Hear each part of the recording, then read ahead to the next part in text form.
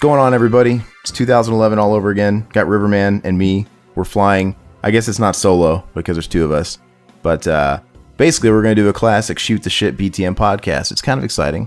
What's up, River? Oh, not much, man. Just sitting back, watching some TV, doing nothing too crazy this week. What have you been up to? Not a whole lot, man. Yeah, it's working, fucking doing the normal thing. I don't think I've watched much this week. I've listened to a lot more new music. Oh, really? So, yeah, man, the new Priest came out. Yeah, you were telling me about that. I still haven't listened to it yet. And it's fucking good. You're finally on the Spotify bandwagon. So let's keep count here, everybody. In the last few years, Riverman has officially ditched cargo pants, and now he's finally into digital. Now he's into music streaming. So we're finally getting him up to speed. Yes. So yeah, man. So you got Spotify. There's no excuse. This guy's been fucking listening to Creed all night. He said. I have, man. Oh yeah, all day at work. I just had the itch to listen to fucking Creed. I don't know why. I find Scott Stapp like so interesting, dude. The guy's a head case. But going back, like listening to his music, it's not so bad. I mean, come on, dude. I mean, it's just I don't know. I don't know if it's nostalgia kicking in, but it reminds me of like church camp from like back in like the mid '90s, dude. Because the funny thing was, like, all the kids, like, that's when I first started listening to, like, metal. Like, I was, like, listening to Metallica and stuff. And all the kids at church, they were listening to Creed, and they were trying to get me into Creed. So they throw me the Creed CD, and I listened to it. I'm like, okay, this is fine. And now I'm starting to get back into it, man. Yeah, I was never into it. So, just to recap, this guy's got Spotify. He's got like an infinite library at his disposal when he's listening to Creed and not the new Judas Priest. That makes total sense. But, speaking of, what else have I listened to all week? That's the new release, dude. I've been spinning it nonstop. I've been spinning the Priest nonstop. I got the Priest concert here in Phoenix next month. Oh, that'll be nice. Yeah, it's playing at what we got here called the Comerica Theater. It's a really nice theater. I love seeing shows there. Mm-hmm. And actually, I just bought tickets for Alice in Chains at that same theater. Oh, nice! September. Are they coming out with a new album soon? Oh fuck! Do you know what I just realized? What? Oh my god! What? I just bought tickets to see Alice in Chains in September. Yeah. And I didn't even think about what the date is. If it's the same date. Is it the 6th? I don't know, man. Because, okay, so you guys aren't up to speed. Basically, I'm going to visit Riverman and his family and whatnot in September. Yeah. The week of Memorial Day, because Metallica's going to play in Lincoln, and we're going to catch them together and just catch up in general. And I didn't even fucking think about that. I need to see when this fucking Alice in Chains concert is. Look it up, man. What if I just bought fucking tickets to that same week? Yeah, that would kind of suck. Dude, let's see if that's just my luck, man. Oh, I'm going to be fucking pissed. Yeah, I haven't listened to a whole lot. Like I said, I was listening to Creed today, but listened to a lot of 90s alternative crap and stuff you don't like. But I have been watching some stuff as well. I watched this Netflix show called Everybody Sucks. It's like a 90s throwback. Like, it's kind of like a Freaks and Geeks type of show. Mm-hmm. Watching that with my wife, and she really liked it, and I enjoyed it as well. It's just...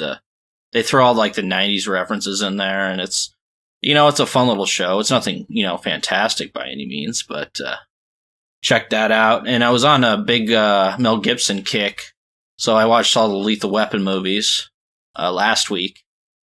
Have you watched those? Yeah, I rewatched them. What? Dude, pray for me. I'm about to hit the button and find out when Alice in Chains is. Okay. Pray for me. It's not the fucking week of the 6th. Okay. Which, is that a Thursday on the 6th? Mm-hmm. This show's on this concert's on a Saturday. So, but still, I hope it's the week after. Please, Lord. Oh, it's intense. Oh, fuck yeah. It's on the 15th. So it's the following week. It's the week I get back, dude. 2 in a row. Hell yeah. So it'll be the next week. Oh, thank you, Jesus. It's great, man. See, when it rains, it pours, man. So sometimes it's like I got all these fucking events lined up, and then watch that shit happen, man. I tried to get Metallica tickets for Vegas, and that turned into a fucking cluster, man. It was horrible. Will that be your first time seeing Alice in Chains? Surprisingly, yeah. Nice. I've never seen them, and that's funny. I don't know if you guys know this there at home, but that's like one of the bands that not bonded over. Yeah, you got me into them. Yeah. So not bonded over, but when we first met, Riverman kind of got me into Pearl Jam. I mean, I liked a couple of Pearl Jam songs on the radio, very radio casual, right? Yeah. But that's about it. And then, but you really got me into Pearl Jam because he was really into them. And I remember as soon as I met you, I went out and bought one of their bootlegs from the Binaural tour. Mm-hmm. And I bought Jones Beach from Binaural. And that was my first like legit Pearl Jam album. And it was fun. I wore that shit out.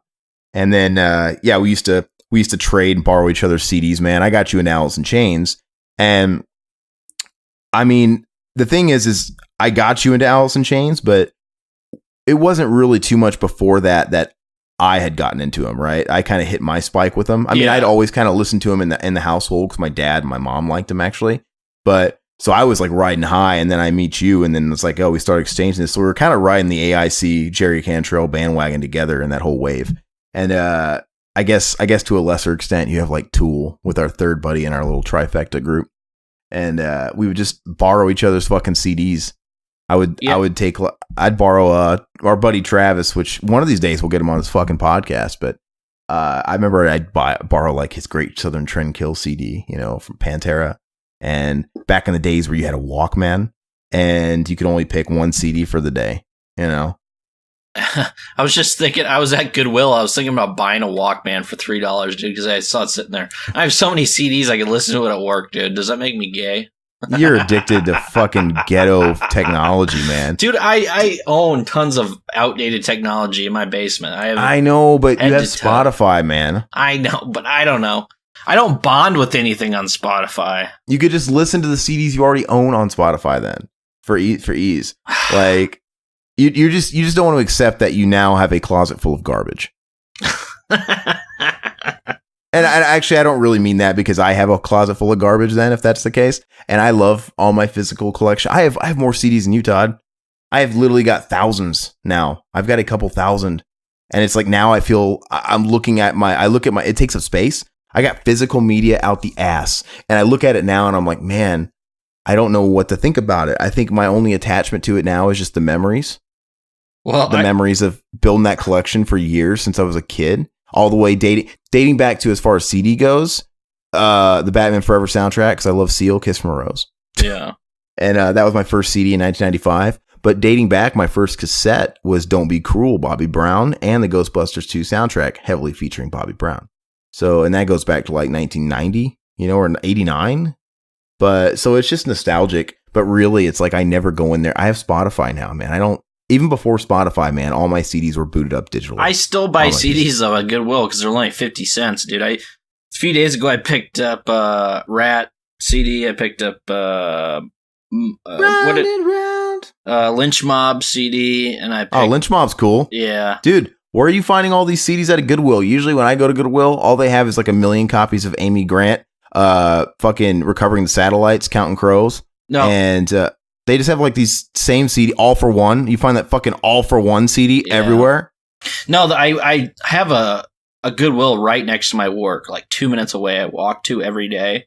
So I get the pick of the litter pretty much. So I picked up a Lynch Mob album, and then I picked up a Dokken album. So, I could find some decent stuff there every once in a while. But for 50 cents, dude, I like to. No, yeah. I buy that stuff too, especially if it's like on the thrift. I mean, I remember I bought sometime in the last 6 months, I was at a flea market and I bought the Batman Returns soundtrack on CD for like a couple bucks. Oh, nice. Sweet. Yeah. And yeah, man. I mean, I don't buy nearly as many CDs as I used to, man. Before Spotify, I bought a new CD every week at least. Yeah. And now I don't. I mean, I do buy stuff. It's just very rare. Like, I mean, I don't have my collection in here. It's all in my closet. I bought the remaster that came out recently for Master of Puppets, the 3-disc or whatever. Yeah, how is that, the remaster? It sounds incredible. Really? And it's got a lot of cool bonuses, man. Like, it's got a bonus disc that has a bunch of like studio recordings. It's got like all of Jason Newsted's auditions, like songs. That's awesome, dude. Yeah, when they first met and they were auditioning him, and it's got all those recordings of his first time playing with him auditioning. It's got just bullshit tracks where James and Lars were in the control room fiddling around with the mixing unit, on certain. It's just really cool. It's like, whoa, it's like time fucking warp. And the thing is, it's cool for me because I'm somebody who knows absolutely everything about Metallica. So in this day and age, if you can give me some kind of audio or some kind of snippet or anything that I've never seen or heard before, even like a picture, it's a huge for me. Like, oh my God. Because it's like everything else I've seen a bajillion times over. Well, aren't they coming out with a new live Metallica album? Says who? No. Oh, I thought I saw something in iTunes that they were going to release a new one or something. They do. They're like Pearl Jam, man. They put out every one of their concerts. Oh, okay. That you can download them all. Every Metallica show I go to, I download the show. Oh, nice. That's awesome. I didn't know you can do that. And they'll send you the CDs. Oh, hell yeah, dude. So yeah, this Nebraska show, I'm going to download and get the CD, dude. That'd be awesome. Which makes me, I actually forgot. I neglected to do that for the show in Phoenix last year when I saw them on the stadium tour. But you can still go back and get that stuff. Like it's going to be there, which is cool. And a lot of them, if you go deep into the archives, they're free downloads. Mm-hmm. So, but yeah, man. So that's really cool. And there's actually one never before released track, which is crazy to think that. But it's not. There's no vocals, and it's a cover song. But still, like the music itself is produced. It's good. There's just no vocals, and I think it's a cover. Yeah, like probably something they were going to do as like a B-side for like Garage Days or something. But it's really cool to hear some kind of jamming or playing or a track that I've never heard, and it sounds like Master of Puppets. It sounds like the Master of Puppets tone, the drums. It's cool. So I recommend that. I don't know. I picked up. I don't fucking know, man. I pick up my favorite CDs usually. My favorite bands and stuff like that, I'll pick up. But like I haven't bought the new Priest yet, but we'll see. Yeah, I was thinking about you yesterday because I was listening to Mark Knopfler. I was listening to the Local Hero soundtrack, which I really like. It's great. Going Home, I love that song. It's so good, the saxophone and everything. But yeah, I like all of it. There's gotta be a record of you someplace. Yeah. Gotta be on somebody's books. I like all this shit, man. I love Dire Straits. Brothers in Arms, that's my feel good record. Whenever I want to feel better about anything, man, I put on Brothers in Arms. It just makes you feel good. It's a cruising record. It's a record that you put on. I have to roll down the windows on a sunny day and just blast it. Blast Walk of Life. Blast Riding on a River. The Man's Too Strong. All the songs are so good. One World. I mean, they're all great. But yeah. Have you been watching anything then, or just listen to music, or what? So, gosh, the queue grows ever. I mean, like I've bought a shit ton of stuff, but the question is, how fast am I getting through it?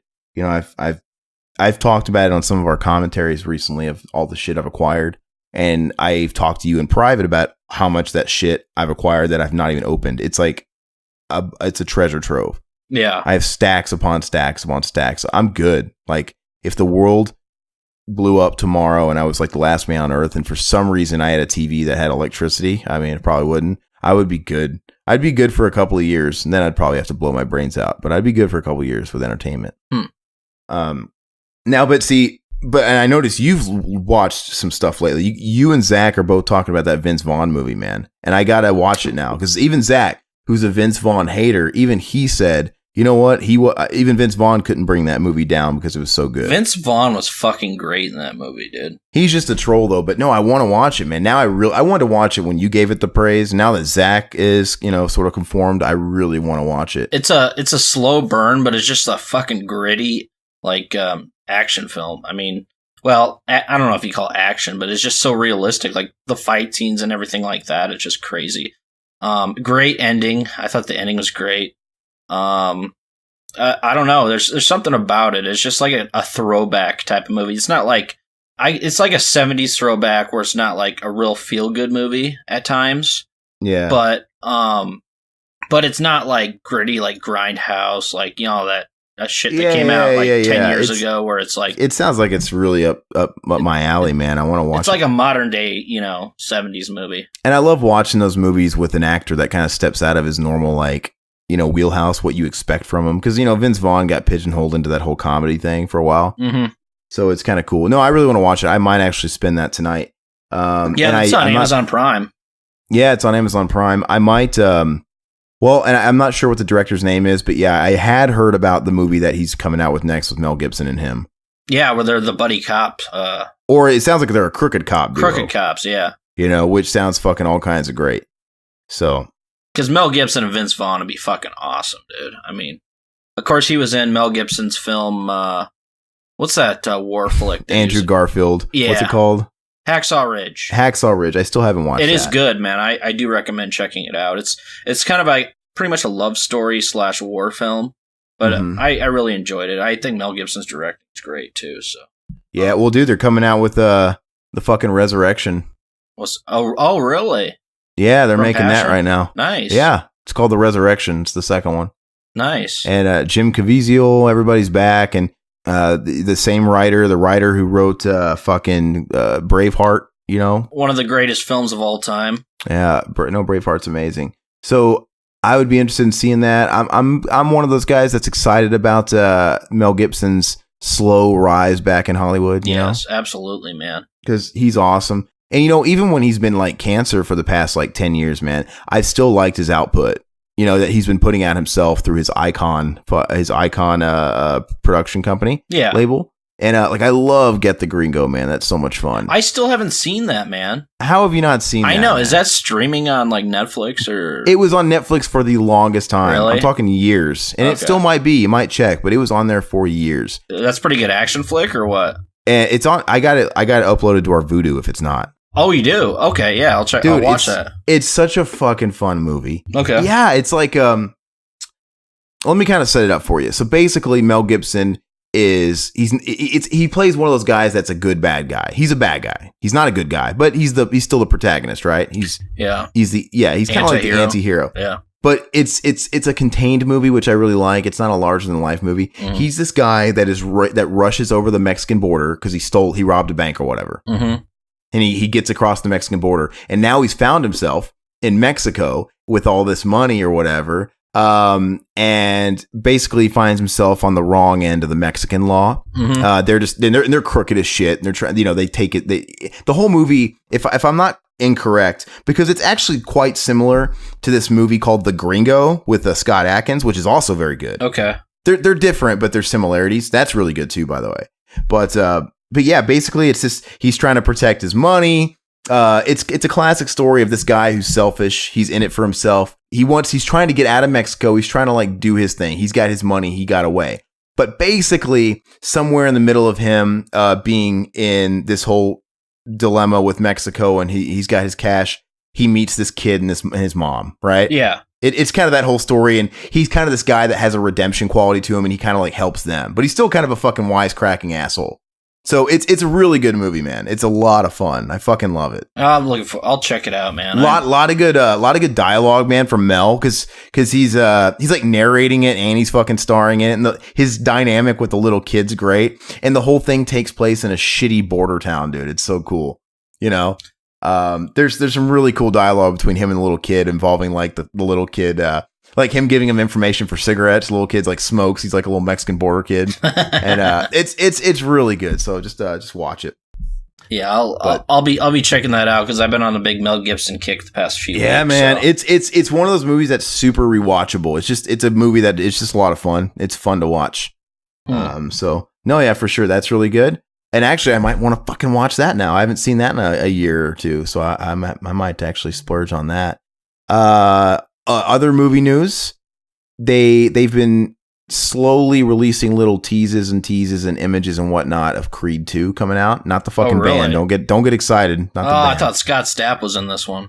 No, dude. So Creed 2 they released a picture today from the set today with Ivan Drago and his son on set in character. No shit. Yeah, and they're like they're on the Rocky steps, you know. So clearly in this one, it's kind of reversed where Drago and his son are coming to America instead of they going to Russia, I guess. But I'm so excited about it. I want, because I loved Creed, man. I can never get enough Rocky. I could change, you could change, we all could change. Are they gonna do that at the end? No, I'm pretty sure it's gonna be a different motive. I mean, so I don't. When they announced that now we're going to bring back Drago's son, you know, and now Apollo's son's got to fight Drago's son, and everybody of course was making those jokes before it even happened, like, oh, they're going to bring back Mr. T in the next one. But it can be done well. The way I'd imagine a story making sense and not being hokey and being realistic with bringing Drago into the fold is it's got to be about money. Mm-hmm. Right. So the way I imagine the story sort of playing out is obviously there's a connection with Apollo and all that stuff and Drago. There's like a million reasons why they should fight. But I imagine, because at the end of the first Creed, did you watch it? Yes, I own it. It's great. So you remember at the end of the first Creed, you remember during Creed, they didn't want to get his name out. They didn't want anybody to know that he was Apollo Creed's son. He was using another name because he didn't even grow up. He didn't even know Apollo. Mm-hmm. And he didn't want it to be this big fucking stink. He wanted to stand on his own 2 feet type of deal. And he actually, supposedly hated his father, right? That bitterness. Yeah. So he didn't want anything to do with him. And then, of course, at the end of the movie, it leaks out who he is. And then fucking it becomes a big media thing. In the final boxing match of the movie, they are marketing him. And he kind of accepts it like, hey, I'm a Creed, Yeah. So now, that was the end of the movie. I expect in this one, on the legs of him being officially Adonis Creed, Apollo Creed's son, some promoter is going to come out of the woodwork, right? Mm-hmm. So Ivan Drago is just going to so happen to have a son that's also a boxer, right? Which makes enough sense to me. His dad was a boxer. And there's going to be a promoter out there hot off the heels of finding out Apollo Creed's son is in the mix and be like, hey, fight of the century. The fucking guy, the son of the guy that killed your father versus you, Yeah, that's fucking crazy. But I'm saying I could see that being very realistic because in the real world, fuck yeah, people would try and put that match. We got crazier shit that happens. The old Conor McGregor Mayweather thing is fucking sillier. That's sillier than that, right? So they could do it really realistically. It sounds cheesy when you think it's just a revenge story. No, I think it's going to be totally about money. And then along the course of that, he's going to get coerced into doing it. And then somewhere along the way, the drama is going to build up of the feud with the killing, right? That's just going to like naturally weave its way into the story. And I think they can do it so well. And I'm very excited that unlike the first one, which I loved, man, Ryan Coogler wrote it and he directed it. Stallone wrote this one. Oh, right? Oh, really? Okay. Yeah. So, Stallone was going to do it all. Stallone was set to direct it and he wrote it in the whole deal. But at the last second, like literally the 11th hour right before they were starting to film, he dropped out as the director. Oh, he did? Yeah. Like at the last second, he dropped out. Why? I have maybe, who knows why, but is the same director picking it up? The guy who did Creed? No, it's a totally another director. Oh, okay. Ryan Coogler's in bed with Marvel. He just can't, wrote and directed Black Panther. Okay. Yeah, the Creed guy did Black Panther, so he's skyrocketed now. Dude, this guy kind of looks like a younger Dolph Lundgren, dude. Have you seen a picture of him? Yeah, I saw the picture I told you about on set. Florian, dude. I'm looking at his face, dude. I mean, he even kind of looks like him, man. So, but yeah, anyway, it's not the worst thing in the world that Stallone's not directing it, because he's still starring in it, obviously, and he wrote it. And look, I'm a huge fan of Stallone. Everything he does, I fucking love him. But I have to be honest, his best movies are usually ones that he doesn't direct and do everything in. No, I agree. And I don't know if but they're still fun. Like, I think the Expendables movies, he directed. Did he direct the third one? I don't think he did. He directed the first two. First two, yeah. And those are a lot of fun, but clearly they have their problems. But it's like flawed beauty. Like, I like them. It doesn't bother me. And he, after the first Rocky movie's the best, he didn't direct that. John G. Avildsen did, and he directed them from 2. I think he directed 2, 3, 4, and then John G. Avildsen did 5 again, which sucks. He directed 2, 3, 4, and Rocky Balboa. Mm-hmm. Which, I guess that's not always true because Rocky Balboa is fucking awesome. See, and that's one I haven't seen since we saw it in the theater. And the thing is, dude, I love that movie more than I ever did. It's amazing. It's so good. So I don't know. Maybe there's nothing to that. Maybe Stallone's magic lies in the characters. Maybe it's just whenever he's playing Rocky, he's fucking gold, man, because that character's amazing. Same thing with Rambo. He directed the 4th Rambo. Yeah, which is awesome. But it is. No, but it's a flawed masterpiece, obviously. Absolutely. Writing's awful. Yeah, so when I see a movie like that or the first Expendables movies, that's what they remind me of. It's like, wow, they're action, they're a lot of fun. They're a blast, but man, they're a fucking mess. Mm-hmm. And it's like, man, I wonder if it's because there's, just one cook in this entire kitchen, like him doing everything. Yeah. Who knows? But I think if I had the choice between Stallone writing it or directing it and I can only have one, I'd rather him write it. Yeah. No, I agree. Because the thing is Stallone's on set. He's going to be directing it, right? That's the thing is, even though Ryan Coogler was directing, the first one, he pretty much had to have Stallone's blessing the whole way through. And of course, Stallone was like an advisor. He's on set giving his feedback and kind of co-directing, if that makes sense. Yeah. So, and even like, I think Ryan Coogler was saying that. It's like, everything we do, it's like Stallone's putting in his because that's his baby. So I have a feeling them getting another quote unquote director is just lightening up Stallone's load, and Stallone's going to fucking clear everything. Like everything that happens on set, I'm pretty sure it's got to work with Stallone, right? Yeah. So I'm not too worried about it. I'm fucking excited about it though, man. One Blows thing. me away. What's that? Oh, sorry. I was going to move on to a different topic. I was just going to say, I'll end that topic of Stallone. Dude, I could jerk off Stallone all day long. I know. I just want to say, it blows me away that Stallone, dude, in fucking, it's 2018. 2020, dude. We're going to cross another decade with Stallone Hits. He's in his 70s, man. Dude, so he started off in the early 70s. The start of the 70s, and so he's been around, let's see, 70s, 80s, 90s, noughties, 2010s, the current decade, and he's gonna step into his seventh decade. Yeah. That's insane. And so Creed's gonna come out this fall, I believe, or this winter. Mm-hmm. And then did you hear that Expendables 4 is back on? No. Okay, so Expendables 4 was a go. And Expendables 4, I think that was going to be out before Creed 2. And then Stallone was even on his Instagram talking about they had a start date and the whole deal. He was pimping it hardcore for a little bit, and then all of a sudden it dropped off. And then Stallone was asked about it, and he said, we had business disputes and we couldn't agree eye to eye. Him and like Avi Lerner, the producer or whatever. So he's like, they're going to do whatever they're going to do. I don't know what's going on, but I'm not involved. So that was it. We hadn't heard anything else about it. Now, in the last couple of months, Expendables 4 is back on. And in fact, I think they're about to start shooting, if not already doing something. Hopefully Ronda Rousey's not in it. No, dude. See, 4 is a way for them to make amends to that shitty third one.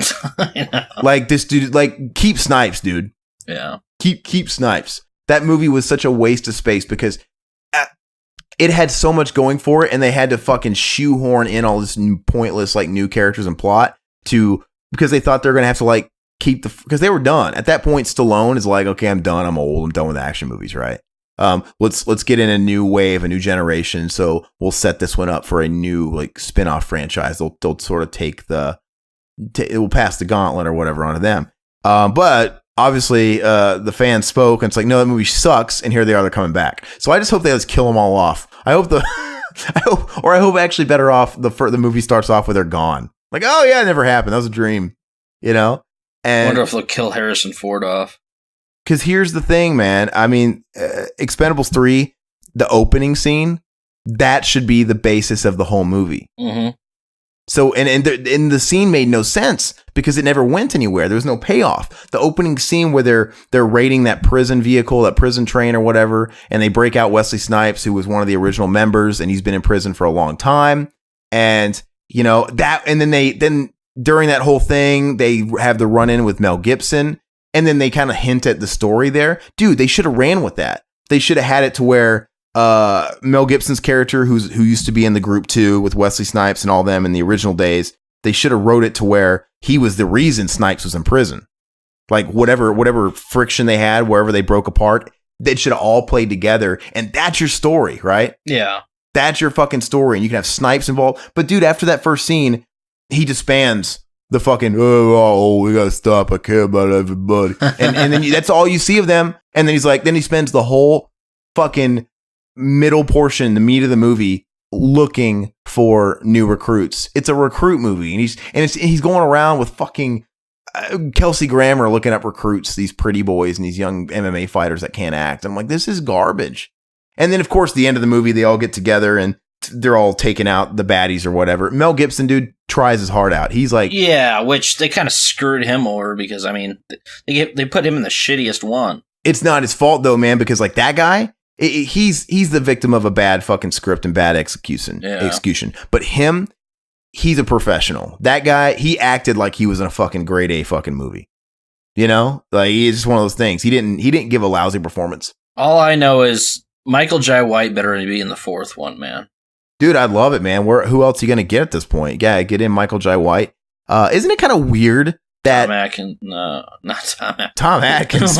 Who am I thinking? Scott Atkins, dude. Scott Atkins, yeah. They could get him to play somebody else, dude. He got thrown into a fucking fan in the second one. I know. His head got exploded. But he's still, he's still big in the action genre. So I'd be totally fine if they took off his mustache and his beard and he played someone else. Like, it just never happened. That'd be funny. And he puts on another accent.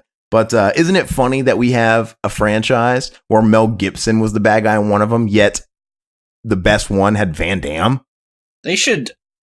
Isn't that weird though? Like, yeah. Jean-Claude, the best movie of the series is when Jean-Claude Van Damme was the villain, not the one where the Oscar-winning fucking Mel Gibson was the villain. That's so funny to me. And Van Damme, his fucking acting was shitty as it was horrible, but it's such a good movie. They should wheel out Chris Christopherson to be the old fogey in a wheelchair, the bad guy, dude. This is the God, the pet of Satan. He's horrible, dude. It's fucking awful, man. I like it when he's like, what is his name? What does it matter? Like when he's like trying to like rub him wrong, dude, and doesn't even know Billy's name. Billy, son of a bitch.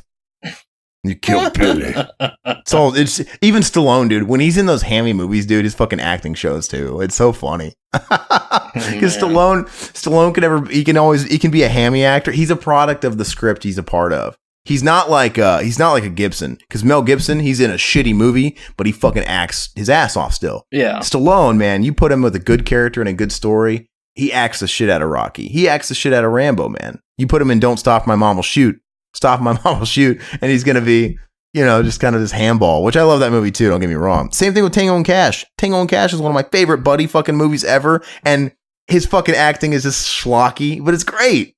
He's just trying to keep up with Kurt Russell, dude. Kurt Russell, yeah. I mean, he'd be, Rambo is a pussy. They could throw. I think you're right. I think Kurt Russell's the smart choice for this one, because Kurt Russell turned it down in the first one. Yeah. And it's like Kurt Russell wasn't acting. It's like he disappeared for a while. They could throw Pam Anderson in there, dude. She was in Barbed Wire. No, dude. Fucking horrible. Okay, so that's a good topic. Let's talk. I don't know if they've announced any of the cast. William Baldwin, dude. Oh, they were dilettantes from fucking Harley Davidson, the Marlboro Man, dude. Yeah. Find these man. Nicolas Cage. I mean, how's he not been in it yet? So I hope he's not. But look, let's talk about that. Who's this? Christian Slater? No, Broken Arrow, dude. Yes. Who's Christian the obvious Slater. Choices now? Who? Christian Slater was in Bullet to the Head. Oh, that's right. Yeah. Which I like Bullet to the Head, man. I do too. I thought it was good. It wasn't a hit. And by the way, Stallone's also got Escape Plan 2 coming out and Escape Plan 3. Ooh, that'd be cool. Filming them. He filmed them back to back, dude. Okay. So it's like he's busy, man. It's like he went from my man crush John Travolta. Oh God, please no. John he's already booked working with Fred Durst. I know, I saw that. Dude. Okay, so Fred, not to segue into this, Fred Durst, fuck. Okay, that guy, remember him? He wrote, a story and a movie about an obsessed fan that's obsessed with his favorite rock star. And I guess Travolta plays the obsessed fan. Oh, no. And is it going to be like a What About Bob thing? Like a comedy? What is this? Or is it going to be like The Fan starring Wesley Snipes and Robert De Niro, where it's kind of like a thriller? All I know is Fred Durst said he based it on his real life experiences. And this guy's got fucking John Travolta. I mean, can you imagine old ass fat John Travolta being like a crazy fan of anything, dude? I love Travolta. I'm gonna buy it, dude. You're gonna buy it, Life on the Line, dude. You're gonna put it right next to a copy of that. Which that's streaming on Netflix or on Amazon, which I still need to watch. Why don't you watch it, dude? You need to be the you got to be the sacrifice. Watch it and let me know how it is, because I mean, we all like Face Off, but man, that was like lightning in a bottle, man. Same for him and Nick Cage. But no, so yeah, Nick Cage is kind of he was heavily rumored to be in the third one. It didn't happen, and I think the thing is they approach everybody about this. With those Expendables movies, they basically write the movies around the people that say yes. Yeah. It is. It's true. It's not like a normal movie where they write the movie and they cast it. They fucking just throw the fucking net out there and see who fucking gets caught in it. And they're like, okay, we'll write it. So if Nicolas Cage was, because there was heavily rumored that Nicolas Cage and Jackie Chan were going to be in the last one. Mm. It went so far as to leak even Stallone like teasing like pictures, like posters and stuff, like they was in talks. And then it just kind of fell out. And I think they even confirmed that Chan ended up not doing it because he didn't want to do ensemble acting where he didn't get much screen time. Like, he's a star, right? That kind of thing. Come on. And he seems like a really nice guy, so I think there's probably more to it than that. I don't want to just assume he's an asshole. But Kurt Russell, when he declined the first one, all he said was, "I'm not interested in ensemble acting at this time." That's all he said. But Kurt Russell wasn't acting at the time. He retired for 10 years. It seemed like he wasn't doing anything. It wasn't just like he wasn't doing bad. He just went off the grid. And then out of nowhere in the last few years, he's been in everything. Guardians of the Galaxy. Now he's part of the Fast and Furious franchise. He's fucking everywhere now. So I think maybe he would. That's funny. He said, "No, I'm not interested in ensemble casting," and yet he does Furious movies, which is better. But isn't that funny? Yeah. But maybe he's ready to do it now. So I could see Kurt Russell coming on board for it. That'd be awesome. What about Tom Cruise? Dude, he's too big. Yeah, that's true. He's getting his own movies. He doesn't need ensemble acting, man. Which unfortunately, the guy sucks. But I could see Kurt Russell all day long. I don't want to see Nicolas Cage. I like some Cruise. I don't like Cruise. I don't like Nicolas Cage. But I'd be fucking massively huge into the idea of Stallone and Kurt Russell in the movie again, because Stallone and Kurt Russell had a bit of a reunion in Guardians of the Galaxy 2. They're both in it. Oh yeah, okay. So you had Tango and Cash there too. But no, that would be fucking awesome. People have been wanting that since day one. Fuck, they probably get another wrestler in there. God, they probably get John Cena. I'm not gonna lie. I'm not gonna lie. John Cena's getting bigger, dude. Now he's starring in movies and shit. And now theatrical. He's getting bigger. What is happening? So I could see someone like John Cena being in a movie like that. I wish Dwayne Johnson said he would totally be in Expendables when they even had the third one out. He said, "I'll do it." Dwayne Johnson doesn't need it. Yeah. But he said he would, at least in the third movie. But here's the thing about Dwayne Johnson. If you put Dwayne Johnson in the Expendables 4, he's the star. Yeah, absolutely. He's the fucking star. But he said he'd still do it. But he said on his only condition, he'd have to be a bad guy.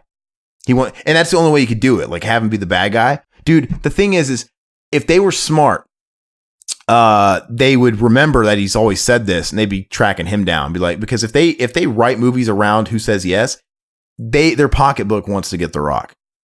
Right? Because he's just such a bankable star. Yeah, he turned the Fast and the Furious around. But he's so busy, though. If he said no, it'd just because, dude, that guy's fucking putting out 7 movies a year. So part of me thinks he needs to go away just so somebody misses him. Dude, you put out 5 movies a year, dude. Geez, Louise. I don't know how this guy's got the legs he does. I like Dwayne Johnson. I think he's really likable. I do too, but I don't find his movies particularly good. I do enjoy Walking Tall. I think that's, as a remake, it was pretty solid. Yeah. I don't like everything he does, but he's an insanely likable guy. Yeah. He's the kind of guy, unlike Tom Cruise, where I see Tom Cruise in a movie, even if the movie otherwise would seem okay, I'm instantly turned off. I will not watch it. Oh, right? Come on. Top Gun's one of the best movies, man. I can't do it, man. Whereas you have Dwayne Johnson, where even if he puts out a movie, it's man, I don't want to watch this. You could twist my arm and I might give it a chance because of him, because he's likable. Dude, but I can't believe the longevity this guy has. You'd think people would be exhausted of him because he puts out so many movies. He's just getting bigger and bigger. Yeah.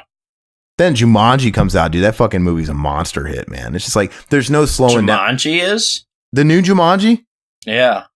Yeah, dude. It was number 1 for fucking 7 weeks in a row. No shit. I haven't seen it. It opened up next to Star Wars, which Star Wars toppled it, of course. But Star Wars fell off after the first week, and then fucking Jumanji jumped from number 3 to number 1 and held it for 7 weeks. Wow. And is a it went to number 1, which doesn't happen often. Usually movies start out as number 1 and then they decline. Jumanji kept growing, and it was a word of mouth movie and just had legs, dude. And I saw it in theaters and it was fun. Was it a good kids movie or? Yeah, definitely a good kids movie. See, I thought when I saw it in the trailers and stuff, I'm like, this does not look like my cup of tea. I have no interest. I don't like Kevin Hart typically and all that stuff. I do. I think he's funny. But I watched it and I'm I was pleasantly surprised. It was funny. It was, Jack Black was funny. They were all funny together. Yeah, it's a cute movie. Kids can watch it. Adults can watch it. It's a clean comedy movie, Yeah. So, but it was a lot of fun. Yeah, I'd recommend watching it. So, and then he's got that Die Hard ripoff, dude. Skyscraper or whatever's coming out.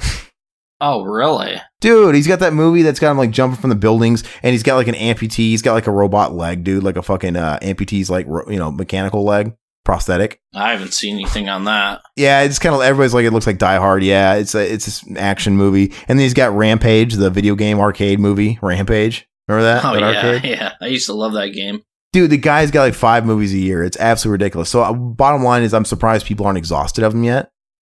It happened for everybody else. Pauly Shore, people got sick of Pauly Shore because he was everywhere for like fucking 3 years, and he's like, you're done. We're tired of you. And that's what Pauly Shore says. Like, Pauly Shore just got everybody. So everybody just got sick of the character. Everybody just got sick of it. It was too much. Tell that to Dwayne Johnson, man. I know. How about we take a break for a few minutes and then come back? Oh, yeah. We need to put some words from our sponsors. Absolutely. We don't have any sponsors, but we're going to, after these messages. We'll be right back. Yeah, we'll something. Bye. Welcome back, folks. Welcome. I hope you enjoyed the break. Todd enjoyed I sure taking did. a long piss. I was here waiting. I guess the new Rob Zombie movie, 3 from Hell, was just announced that they are filming this as we speak. And it was a surprise. Like, you know, oh, look, guess what? We started filming. You guys didn't even know it was happening. Dude, he's pulled his trump card. He's so fucking done. He's done. Yeah. And I think he's been done for a long time. Yep. And he's been on fumes, man, especially with 31. That was awful, yeah. That is the ultimate slap in the face. It's the ultimate statement of, I just don't give a fuck anymore. Yep. And, I mean, I've always thought he was a one-trick pony. I always thought that's why I'm calling his trump card. That's the movie everybody loves the most, is Devil's Rejects. That's the one I think is his best. And it's that movie that he never would have did a sequel to, but now he's doing a sequel to it. This should be his last film, in my opinion. I mean, he's done, man. He's just done. And like I said, it's his trump card. They never would have did this movie. I think when he was flying high with like the offers, and he had the hit with Halloween, that got to him a little bit. That was his career high because he got the remake for Halloween and it was #1 in the box office. And then it just, after that, man, I started going downhill, man. And I don't think at that time period he would have wanted to touch Devil's Rejects or any of that stuff because the story ended. Well, he's bringing back the characters that already died in the end of the movie. I mean, you know, and it can't be. Is it a prequel? At first, I would have thought it would have been a prequel, but the movie's called 3 from Hell. Oh, like that insinuates that it's not a prequel because they quote unquote died, right? Yeah. So if the title is nothing but a nod to the fans of quote unquote we're bringing them back, that's cheesy as fuck.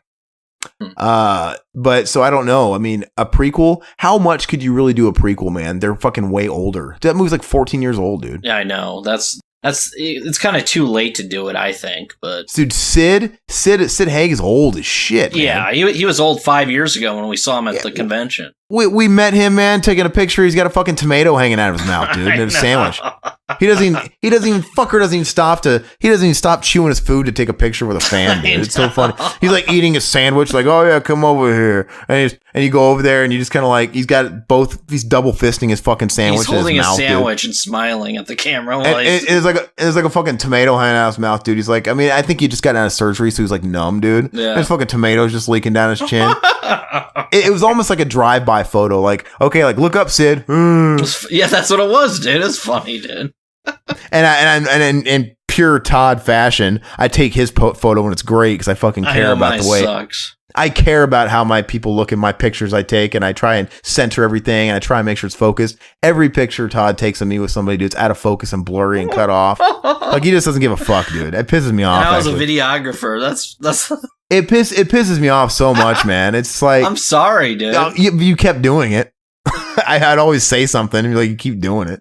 Every picture I've ever gotten with anybody is fucking blurry. I can't post them, dude, because they're just not presentable. They're fucking horrible. I don't have any of that shit on my social media. Ugh. But anyway, yeah, that was the big news past couple days. But it's ridiculous. This guy is done. You were a fan for the longest time. Now you're drinking the Kool-Aid, right? Yes. Now I'm starting to come around because I remember you jumped off and then I jumped off immediately. So when House of 1,000 Corpses first came out, I thought it was the biggest piece of dog shit I've ever seen. I liked it. First, right? I liked it. Okay. At first I did. I'm like, I just didn't get it. And I thought it was leaning way too heavily on its influences. And, I didn't like it. Then Devil's Rejects came out. And of course he was tapping into that Smokey and the Bandit 70s era kind of thing. and exploitation a little bit. And I liked that a lot. And that totally turned me around. Like, this is actually a good movie. I enjoyed it. Yeah. And he lost me after that. And then eventually, a couple years later, I actually grew to kind of like House with 1,000 Corpses. Believe me, I don't think it's great by any stretch. Yeah, but, as I get older, I just like his films less and less. Does that make any sense? I don't know. Yeah, man. I mean, I'm sure anybody out there that grew up with Barney likes him less and less. You just outgrow it, right? Yeah. But yeah, man, I really think, and I enjoy for what it is, his remake of Halloween. It's flawed, but it's like, it's enjoyable enough. But man, it's like his only great, I don't even know if I want to say great. His only really good movie is Devil's Rejects. Yeah. And I fucking hate H2. You like it. You've always liked it. I don't like it. I liked it. I haven't seen it in many years, but I liked it. And you guys liked Lords of Salem. Yeah. Oh, fuck that movie, man. I need to rewatch it. I haven't seen it since I got the Blu-ray when it first came out. Maybe I won't like it anymore, but I don't know. I enjoyed it for what it was. Once again, leaning on his influences really hardcore. I don't know. It's just he's really trying hard to be Argento in that one, right? Yeah, pretty much. And I didn't like that one, dude. I tried watching Lords of Salem, and it took me about 5 sessions to get through it because I kept falling asleep. I thought 31 he jumped the shark. I thought he was done. 31 is the worst piece, dude. Anybody's 5th grade year old son can make a better movie out there. Yeah, dude. Todd, your son can make a better movie. Yeah, I agree. The thing was a piece of garbage. It's not acceptable. And then he crowdfunds it. Yeah, he crowdfunded that piece of shit. Yeah, he used fans' money for that. It's like, it's not even like, okay, you tried, or like, oh, I see what you're going through. It's not like Spawn, like, oh, this could have been cool. Something fell by the wayside. I get it. You fucked up, but you were on to something. Or this movie's an insult. It's like, dude, you released this. You didn't have anything going for you. Yeah, you should have never put this out. It has no narrative. It just plods along. Characters suck. I mean, dude, you don't know what's going on. You don't even care after 10 minutes. You have Malcolm McDowell and drag showing up once or twice. I was like, what's going on here? Yeah. It's definitely stupid. But yeah, Rob Zombie's a hack, man. Hashtag hack zombie. I've never liked him. Well, I mean, how do you fuck up 2 big shots in the industry? Who strikes lightning twice with 2 separate careers? He had a successful music career, and then he got a second thing with the successful film career. Who does that, and how does he fuck them both up? You'd think he'd have one to fall back on. Yeah, you would think.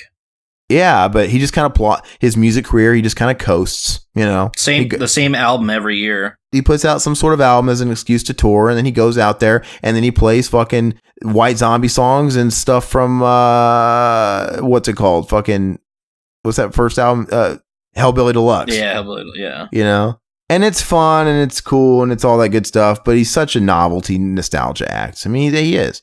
He's become a nostalgia act. So, yeah, I don't know. We'll see if Fred Durst is trying to strike lightning with his directing career. I hope so, man. Oh, God. Yeah, he couldn't go any further down. God knows we're going to do a commentary of that one. Absolutely. I'm surprised we haven't done a commentary on his first movie. Oh, he did The Education of Charlie Banks with Jesse Eisenberg. And then he did The Long Shot starring Ice Cube, the football youth movie. It's kind of like Hardball, but for football. Didn't he do Population 436? I don't even know what that is. Pauly Shore is Dead, that one. He had a cameo in that. Oh, it was a cameo. Yeah. I'm not the movies he's directed is The Education, which surprises me because the couple of movies he's done had people attached to him. Yeah. Which blows me away. Education of Charlie Banks. Not that I don't like Jesse Eisenberg, but it had Jesse Eisenberg and it got good reviews, like critically. Right? Indie movie. And then, I mean, he did a family inspirational movie starring Ice Cube, a football movie. Like I said, it's like Hardball with football and Ice Cube's the coach. Oh, The Long Shots. Yeah, I see it. Yeah. Yeah, it's like these are movies where it's like, man, he's getting breaks here. And then that's the last movie he did. Now, all these years later, now he's doing John Travolta, dude, some fucking movie.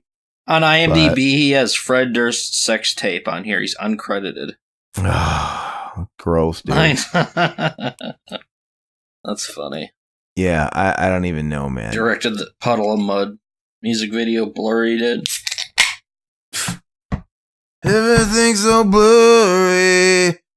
Can't see anything at all. So awful, dude. Around me, I stumble and I fall. You can be my someone. You can be my... Fred Durst fucking discovered those assholes. Makes my ears bleed, dude. It's bad. Fred Durst discovered those fuckers. He signed them. Anyway, Joe Bob Briggs. Yep. We've been talking about Joe Bob on and off for a long time on this podcast. We're big fans of Monster Vision. We're fans of Joe Bob. And we've always talked about and yearned for that show. We always talk about like old VHS recordings that you might have or whatever. And watching that shit on YouTube's a lot of fun. And the fact that he started, I don't even know if it's really a campaign. He worked out a deal with Shudder. Yes. The streaming, you can subscribe to them via Amazon, but can you subscribe to them outside of Amazon? I think you can. Yes, they have their own private channels, like $3.99 a month. It's actually really good. They got tons of horror films. $3.99 a month, but it costs $5 if you get it attached to your Amazon. Or maybe it's $5. I don't know what it is, but it's definitely worth it. They have a ton of good shit on there if you're just into horror. So, but like do what I did. You know, when there's a slew of things on there you want to watch, get it for 1 month and then fucking watch everything and then cancel it because that's what I do. Because like there's no reason to keep it. Because you just kind of watch everything you want to watch for a while, and then just kind of like whenever they kind of change shit up, get it again. But yeah, so Shudder worked out a deal with Joe Bob, and they basically said, "Hey, if we can garner enough interest in it, we can work something out on putting it on Shudder," which is not quite TNT, but it's something. So how are they going to do it? I don't understand. So is it going to be a movie within a show on a streaming service? I don't know how they're going to do it. What's the format? There was a little blurb on Bloody Disgusting saying that, I guess Joe Bob put out a tweet saying that they're very close on making a deal, I guess. That's interesting, though, because basically what he did was they were playing Friday the 13th or something, and Joe Bob was just your host, like, because they had commercial breaks. It was cable TV. So they already had to have commercial breaks. So they just had a guy that was a host. He was like the creature feature, monster of the week type of thing. USA Up All Night. They had Gilbert Gottfried used to do it too. But essentially they were just playing the movie and you had a host, which was cool. And he did the commercial breaks and stuff. So now we're in the streaming era where it's like, okay, are we going to watch? Why would we have Joe Bob presenting The Howling if you could just watch The Howling on fucking streaming, you know? I don't know. And maybe they'll take a certain select number of movies and do something with it. I mean, I'm sure. Like riff tracks. Yes. Because on Amazon, you can watch the riff tracks movies. Mm-hmm. So maybe it'll be like that. So will it be versions of the movies that are on there and spliced? Because there's no commercial breaks. Yeah, it'll be spliced with Joe Bob segments, I'm guessing. So but will that break? How will that work if there's no commercials? Like you're just going to interrupt the movie? I don't know. Or is he going to do a commentary over it? I don't know. I don't know the format. Or is it going to be like Tales from the Crypt and he'll be on the bookends, not in the middle of it? Huh. You know? Yeah, that's tough. I know what you're saying. I don't know what their format's going to be in the streaming era, basically. Yeah. But anyway, I'm open to it no matter what because Joe Bob is the man. We've tried to get Joe Bob on a podcast for a while now, and it's just like he just doesn't respond. I was signed up when I tried to email him at one point. I was signed up on his newsletter, and all I did was get a bunch of fucking liberal bullshit all the time. Like he spams like these new newsletters, and it's like I want to keep loving you, Joe Bob, so I'm gonna unsubscribe. But yeah, I'd love to talk to him, man. And I'm all about these revivals. I mean, they were talking about reviving Tales from the Crypt back a year or two ago on TNT, and then that was kind of exciting until you found out A, it was on TNT. I'm like, bummer. And then B, you found out there was going to be no Crypt Keeper segments. I'm like, then what the fuck is then you're just using the name. Then you just got a generic anthology show and you're milking the name. And then I think it was like, then I want to say someone like M. Night Shyamalan was like behind it. I'm like, this sounds horrible and horrible, worse and worse. And I think that just got canned. It just never happened. Thank God. Well, how do they do the Elvira one? Because they have those streaming as well. Oh, really? No, I bet. Yeah, like the Elvira Presents. Is that movies. on Okay, but is she actually a part of it, or is they just put her name on there? No, she's actually the host. Does she just do like maybe we should watch it. Maybe she just does an intro. Let's put one on right now. I'm gonna look. I think they're on Amazon. Let me look. Amazon. I kind of want to look because I'm interested. I do too. We're gonna find out. Sorry, we know this isn't good podcasting, but I don't might give as a well shit. check it out. So we usually do this for commentary, so why does it matter now? Okay, here we are. So we'll see what this fucking shit's all about. I bet you it's just an intro, maybe an outro. Brainstorm Media. All right. Okay, an intro as expected. She's still got tits for days. Check. Mm-hmm. She's like 90. Still looks good, man. I'm gonna kind of like skim the timestamps while we're watching this and see if she shows up. Looks like a puppet show starting off. Oh, at like 24:11, there's a still frame of the movie with Elvira popped up. So is she gonna pop up during the movie? Oh, okay. Did you see that when she popped in? Yeah. Didn't it seem kind of stupid? Well, I think that's her shtick. I thought that was what she always did. She always popped in the middle of the movie? I thought so. Maybe not. So she was sticking that thing in his chest, and she pops in and says, "Be sure to check your temperature of your meat with the meat thermometer before cook." And she pops out. Like, that's not funny, and it's just distracting. Yeah, it looks like she just is on the intro and outro. No, she pops up in the middle of this fucking movie saying stupid shit. No, I know, and she does that as well. So she pops in the actual film. Do you like the original Puppet Master? I haven't seen that since I was a kid, man. Yeah, I'm not super familiar with him anymore.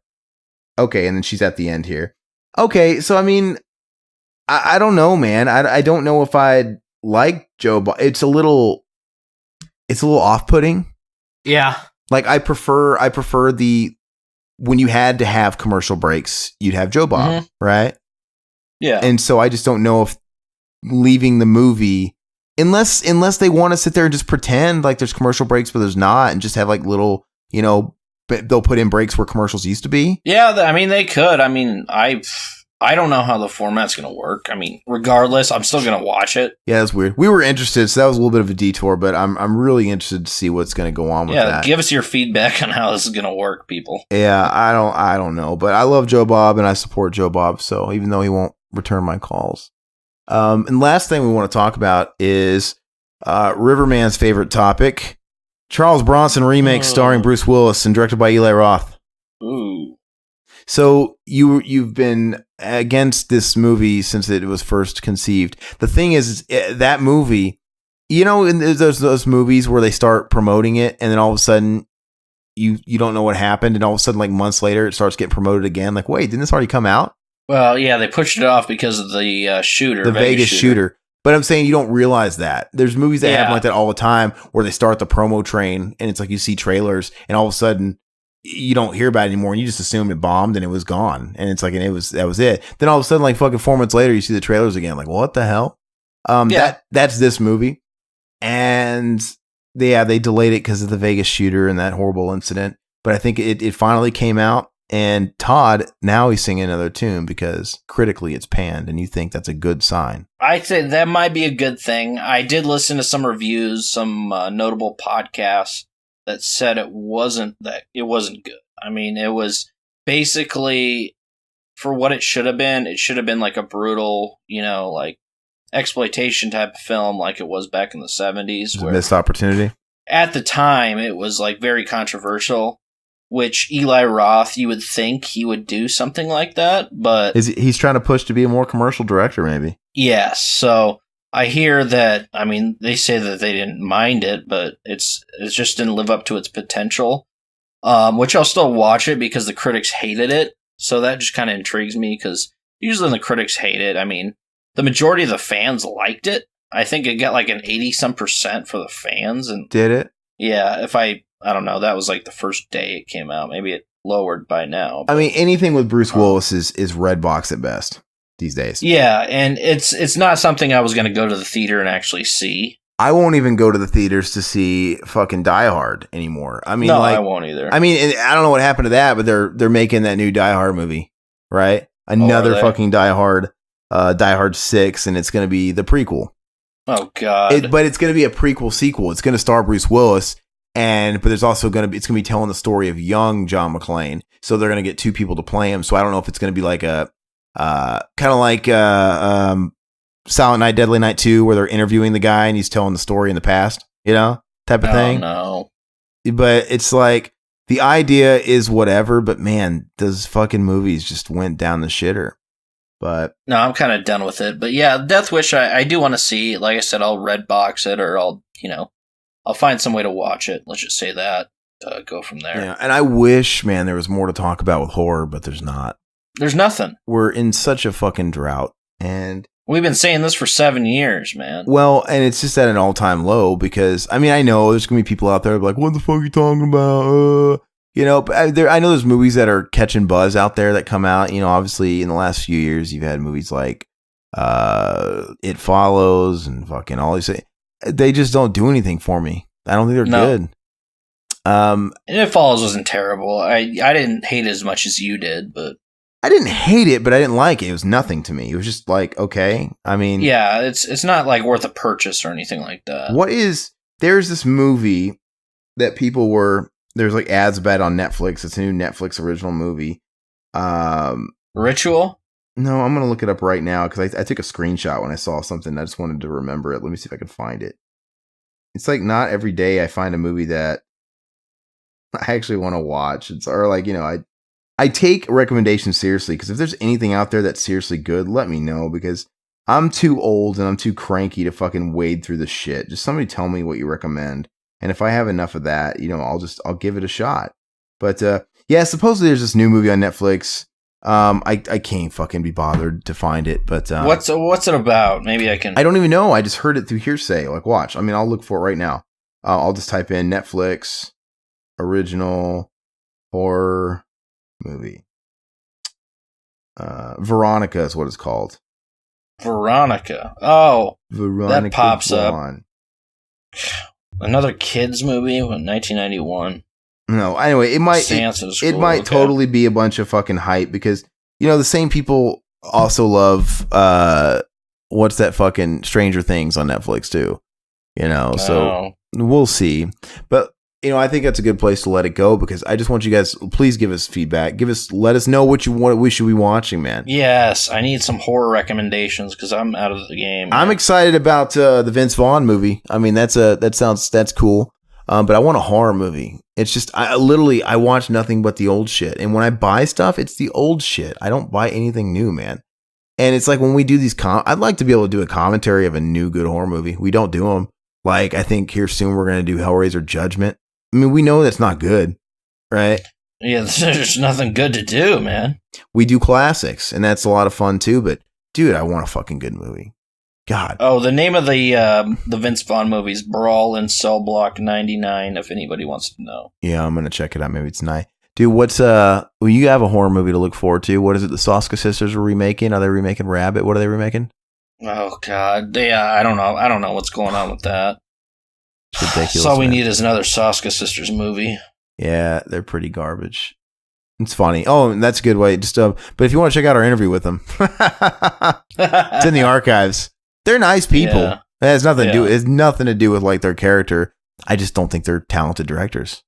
Nothing to do with the fact that they're women at all. So don't even attack us with that. I just don't think their movies are good. They literally are like female Eli Ross. Yep. And we know. Yeah. I mean, I actually enjoyed Knock Knock. I thought even though it was a big ripoff, he rips off every fucking movie. He's worse than Rob Zombie did, but I think I like his movies better than Rob Zombie's. But no, yeah, I enjoy Knock Knock too. I've actually thought about revisiting that one. Yeah, it's cheesy. It's fun, but anyway, that's where we'll leave it. I want you guys to let us know. Please give us opinions on stuff. We're fucking hungry for movies. We're thirsty for horror movies. I'm hungry. I know. It's so spicy. Yeah. But that's all we got. Make sure if you guys are on the YouTube, that's fantastic. Subscribe to us on iTunes and Stitcher and all that stuff. This will probably go up much quicker and much sooner. And be sure to check out our commentaries. That's kind of what we do a little bit more on the regular. We do those weekly, along with a bunch of other podcasts. We don't really do these bullshit sessions that much anymore, and these like standard podcasts. Actually, what happened was we were going to do a commentary tonight, and Zach, he had something come up and he couldn't make it. And we don't really want to do a commentary without Zach at this point, because it fits like a glove. So we thought it was a good opportunity to sort of just bullshit like we used to. I like these, man. These are fun. They're fun, man. We just talk about whatever, man. Have fun. And we're kind of laid back and loose and we don't get too serious about it. But we need to start doing these more, Absolutely. Even if they're just kind of a once a month thing, because I mean, we're pretty committed to the commentaries. I mean, we only got so much time, and Zach and I, we record and pump stuff out religiously, and Zach, God bless him, is doing all the editing, right? Yeah.